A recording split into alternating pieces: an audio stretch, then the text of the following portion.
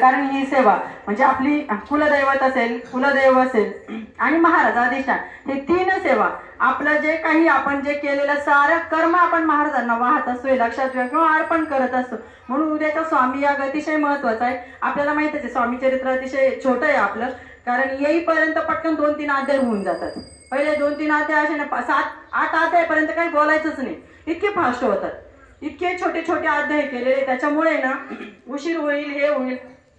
उद्या मी स्वतःच काळजी घेणार आहे की आता इथून पुढचे याग आहे ना 12 वाजेपर्यंत आपल्याला कोणत्याही परिस्थितीत ते पूर्ण करायचेच आहे. फक्त थोडं चंडी यागाला टाइम लागेल आणि मल्हारी यागाचं ते थोडं, जर आपण रुद्र याग पण जर त्याच्यामध्ये घेतला, आपल्याला माहितीच आहे आता सध्या शिवाची सेवा खूप जोरात चालू आहे सगळीकडे, अतिशय त्याचा म्हणजे अतिशय जोर चालू आहे. म्हणजे जे काही जे आहे ऋषी म्हणजे मिश्राजी असेल, कुणी असेल, आपल्या केंद्रामध्ये अतिशय माऊलींनी सुरुवातीपासून आपल्याला रुद्र सेवा दिलेली. हे जरी आता असेल की आपण महादेवाला जायचंय, मंदिरात जाऊन पाणी महादेवाच्या पिंडीवरती व्हायचे, फक्त आपण नुसतं पाणीचा तांब्या भरून घेऊन जातो, पण नुसतं ते दगडावर पाणी घातल्यासारखं नाही करायचं, हे लक्षात ठेवा. जर तुम्ही श्रद्धेने ते पाण्याचं त्या ठिकाणी अर्पण केलं महादेवाला, तरच तुम्हाला तो महादेव सुद्धा पावणार आहे किंवा तुमचे दोष कमी होणार आहे, तरच तुम्हाला त्याची फलप्राप्ती होणार आहे, हे लक्षात ठेवा. त्याच्याशिवाय ती फलप्राप्ती नाहीये. कारण बघा, जर हलाहल पिलेलं आहे महादेवाने, हे लक्षात ठेवा, विषाचं प्राशन केलेलं आहे, तर महादेवाला एवढे सर्वांचे दोष डोक्यावर घ्यायला नंतर प्रलयाला वेळ लागेल का?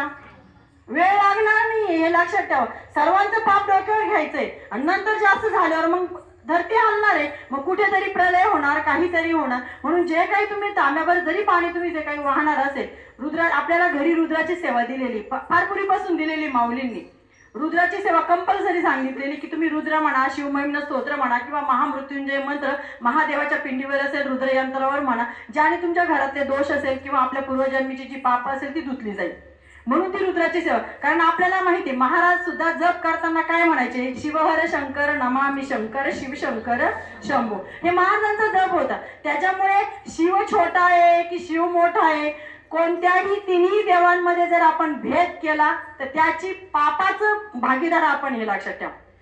तिघांमध्ये एकही छोटा मोठा कुणीच नाही, म्हणायचंच नाही. शिवाची सेवा जास्त मोठी आहे, महाराजांची म्हणजे महाराज एक ब्रह्मांड अवतार आहे, म्हणजेच महाविष्णूचा अवतार आहे, बरोबर. म्हणजे तिन्ही देवांचा अवतार आहे, तो एकाचाच नाही. त्याच्यामुळे असं म्हणायचंच नाही की शिव मोठा, ब्रह्म छोटा किंवा महाराज छोटे, महाराज मोठे. आपण महाराजांचं करतो म्हणून महाराज मोठे, शिवाला महत्व नाही. तिन्ही देवाला जर दोष दिला की आपण भागवतात सुद्धा वाचतो किंवा शिवलेला अमृतामध्ये सुद्धा वाचतो. 11वा अध्याय जो मनापासून ऐकत असेल ना शिवलीला अमृतचा, बघा तुम्ही रुद्राचा अध्याय, जो म्हणजे दोष देतो शिवाला किंवा विष्णूला किंवा ब्रह्माला, हा मोठा हा छोटा, दोष आपल्या माथी पडतो. कुणीही श्रेष्ठ नाही, शिवही पावत नाही, विष्णूही पावत नाही आणि ब्रह्माही पावत नाही, तिघही पावत नाही. त्या व्यक्तीपासून ते लांब जातात. म्हणून तुम्हाला ज्या देवतेची सेवा करायची ती करा, पण कोणत्याही देवतेला कमी लेखायचं नाही. जी सेवा करा ती कर. तसेच आपलं जे स्वामी अधिष्ठान आहे तो दत्त महाराजांचा अवतार आहे, तिन्ही देवांचा अवतार असल्यामुळे तिन्ही देवाचं अधिष्ठान त्याच्यामध्ये आहे.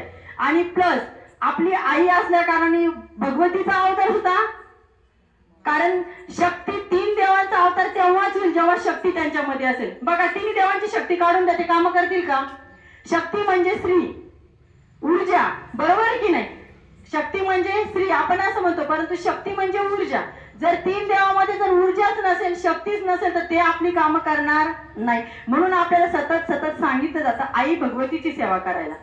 मग तुम्ही ते नका म्हणून मी तर शिवाची खूप सेवा करते, मग मला भगवतीची सेवा करायची काय गरज आहे किंवा मारुतीची सेवा काय करायची गरज आहे. म्हणून आपल्याला केंद्रात काय यायचंय, केंद्र आपण मंदिर म्हणत नाही केंद्राला. पहिली गोष्ट लक्षात ठेवा, आपण केंद्राला मंदिर म्हणत नाही. मंदिर हे पवित्र असतं, तिथं ऊर्जा असते, पण केंद्रामध्ये येऊन आपल्याला अध्यात्म प्रगती साधायची. कोणाचे हेवे दावे काय असेल ज्याच्या त्याच्या कर्मानुसार ते होणार आहे, मिळणार आहे, मानायचं नाही. कुणी आपल्याशी बरोबरच खेटायला येत असेल किंवा होत असेल, पूर्वसंचित असतं, ते घडत असतं. आणि काही गोष्टी समजून घ्या, जरी जीवनात वाईट घडत असेल ना, सरळ महाराजांना अर्पण करायचं, म्हणायचं जे होतं ते चांगल्यासाठी होतं. बघा, पुढच्या क्षणाला दुसऱ्या दिवसाला काहीतरी चांगलंच घडलेलं असतं. जेव्हा असं आपण अर्पण करतो ना, महाराजांनी आपला योगक्षेम घेतलेला आहे ना, महाराजांच्या चरणी चांगलं वाईट वाहून द्या, चांगलं वाईट वाहून द्या. आजच आपण गीताई याग केला बघा, त्या गीताई यागामध्ये इतकं छान छान सांगितलेलं होतं की मला जो भाग मिळतो ना अन्नाचा, तो फक्त यज्ञामार्फतच मिळतो, रोजचा नैवेद्य पण नाही जात. जेव्हा तुम्ही अग्नीला हवन करतात किंवा देतात तुम्ही अन्न, माझंच तुम्ही मला देत नाही, माझंच तुम्ही मला देत नाही, धर्म वाचणार नाही, अधर्म वाढेल. आपण म्हणतो ना, काही काही म्हणतात काही पण नैवेद्य दाखवायचं असतो, काही पण करायचं असतं काय, पण नाही, काही आणू द्या तुम्ही, दुकानातला आणा, बाजारातला आणा, काही पण आणा. मी तर सांगते ना, मी काही पण आणते तरी महाराजांना दाखवून देते. ते उष्ट आहे का खरकट आहे का काही, कारण आपण आणलेलं असतं ते आपल्यासाठी नवीनच असतं, ताजच असतं. म्हणून जे काही असेल अतिशय सकाळी सुद्धा झालेलं अन्न मुलांना जरी द्यायचं, पहिले डब्याला जरी द्यायचं असेल, त्याला खायचं असेल तरी आपली आंघोळ झाली असेल, देवाला पाणी फिरून ते अन्न नंतर ग्रहण करा मुलाचं. तर म्हणून आपण एक लक्षात ठेवायचंय, आपण आता आपल्याला फक्त 2 सप्त्यामध्येच यज्ञयाग करायला मिळणार आहे. म्हणून शक्यतो आपल्या बरोबर आपली मुलं पण आणा, त्यांना कळू द्या. केंद्रामध्ये पण मुलांना आणा, कारण त्यांना मंत्र स्तोत्र कळू द्या. तसं सांगा ना, तुम्ही धमकी द्या, एवढं केलं तरच तुला मिळेल. ऐकतात ते, ऐकतातच ते. बघा तुम्ही, हे जर केलं तर हेच मिळेल. हट्ट पुरवायचे नाही, चुकीचे हट्ट मुलांचे, पित्रांचे सुद्धा नाही, मुलांचे सुद्धा पुरवायचे नाही. मी तुम्हाला अगोदर सांगते, तो दारू पित होता म्हणून दारूचा नैवेद्य, तो बिडी पित होता म्हणून बिडीचा नैवेद्य, तो तंबाखू खात होता म्हणून तंबाखूचा नैवेद्य. अरे हा काय, म्हणजे पुढच्या जन्मात जेव्हा तो अवतार घेऊन येईल परंतु त्याच व्यसनाला जाईल ना. का व्यसन पुरवायचे आपण? व्यसन पुरवायचे नाही, मुलांचे चुकीचे हट्टही पुरवायचे. आपल्याला काय धमक्या देतात ते, आपण नाही धमक्या घ्यायच्या त्यांच्या, ते आपली मुलं आहेत, आपण त्यांची मुलं नाही. ते समजून सांगा. कधी कधी कडू औषध पाजावंच लागतं नाक दाबून, पर्याय नाही. पण थोडं आईनी मुलींच्या बाबतीत वडिलांनी कठोर व्हायचं, म्हणजे लाड देणारच आहे, प्रेम देणारे, पण काही गोष्टी मुली वडिलांचं जास्त ऐकतात, मुलं जे असतात ते आईचं, कारण विरुद्ध अतिशय. हे बघा लक्षात ठेवा, ते तसंच आहे, कारण अतिशय प्रेम असतं. म्हणून प्रेमाने ज्याला जी भाषा समजत असेल तीच त्याला सांगायची, नाहीतर अजिबात हे करायचं नाही. म्हणून स्वामी यागाला उद्या आपल्याला जे हविद्रव्य आहे, तांदूळ आणि गहू समप्रमाणात घ्यायचे, त्याच्यात थोडेसे तीळ टाकायचे, त्याच्यात थोडीशी साखर टाकायची, साखर बादा टाकायची नाही. आपल्याला काही डायबिटीसही देवाला करायचा नाहीये, तेव्हा थोडीशी साखर टाकायची आणि त्याच्यामध्ये 2-4च थेंब तुपाचे टाकायचे आणि हातावर चुळून घ्यायचे. बरोबर आहे की नाही? खूप तूप आहे म्हणून खूप तुपातही भिजून आणायचं नाही, ते देवालाही सहन होणार नाही. हे लक्षात ठेवा. आपल्याला फक्त देवाला हविद्रव्य द्यायचंय, आपल्याला फक्त हवन करायचंय, देवाला आपल्याला द्यायचंय. म्हणजे बघा, पूर्ण वर्षभराचं जे काही असेल ना, आपल्याकडनं झालेलं नसतं तरी यज्ञामध्ये आपल्याकडनं ते हवन होतं आणि देवापर्यंत ते पोहोच, म्हणजे आपल्याकडनं काहीतरी धर्माचं, आपल्या संस्कृतीचं पालन होतंय, देवापर्यंत आपला आविर्भाव जातो. ज्या देवाने आपल्याला दिले ते आपण त्याच्यापर्यंत पोहोचवतो. म्हणून स्वामी यागाला शक्यतो 100% हजेरी, जरी शेजारचे पण यायला तयार असेल ना, तुम्ही पारायणाला बसले नाही म्हणून यायचं नाही, असं काही नाही. शक्यतो ओढून आणण्याचं, चला तर घरी, काही नाही घेतलं तरी चला, चला या, येऊन बसा, आपल्या जवळचं हविद्रव्य दिलं तरी चालेल, काही होत नाही. दुसऱ्या दिवसाचा चंडी याग असेल, त्याला पायस बनवायचंय. मी आज परत थोडीशी त्याची सूचना देते.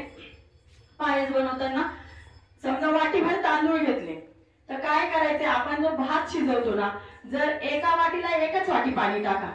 काय करा, एका वाटीला 1च पाणी टाका, त्याच्यामध्ये थोडंसं दूध टाका. ज्यांच्याकडे दूध आहे आणि तो दुधात जरी शिजवला तरी चालतो. पाणी किंवा दूध मापातच टाकायचे, जास्त आपल्याला एकदम पूर्ण शिजवायचा नाहीये, कारण आपल्याला ते म्हणजे यज्ञात टाकायचे. त्याच्या घेतल्यानंतर थोडं झालं का, कोरडा झाला का, त्याच्यानंतर थोडंसं त्याच्यामध्ये तूप आणि साखर आणि तीळ हे सगळं मिक्स करायचे. आपण जी खीर बनवतो त्याला पायस असं म्हटलं जातं.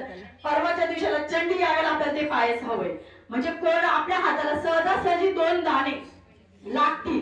आपल्याला 5 बोटांनी भरवायचंय, पण आपलं यज्ञकुंड अतिशय छोट आहे आणि एवढ्या सर्वांचं भरभरून जर टाकलं, ते जर पूर्ण पाणीदार असेल, कारण दूधच असेल प्रत्येक, काय थोडंसं दूध टाका, थेंब तेवढं तर आपल्याकडे असतंच ना, तेवढं तर आपण देऊ शकतो. जरी दुधात नाही, ज्याला दुधात शिजवायचं त्याने दुधात ते शिजवू शकता, ज्याला नसेल तर थोडंसं पाणी दूध मिक्स करून केलं तरी चालेल. आणि वाटतं तर थोडं तूप लगेच टाकून द्या, फक्त दाणे हातात आले पाहिजे. अशा पद्धतीने आपल्याला तो भात शिजवायचा आहे किंवा ते खीर तयार करायची, त्याला पायस असं म्हटलं जातं. चंडी यागाला ते महत्वाचं आहे.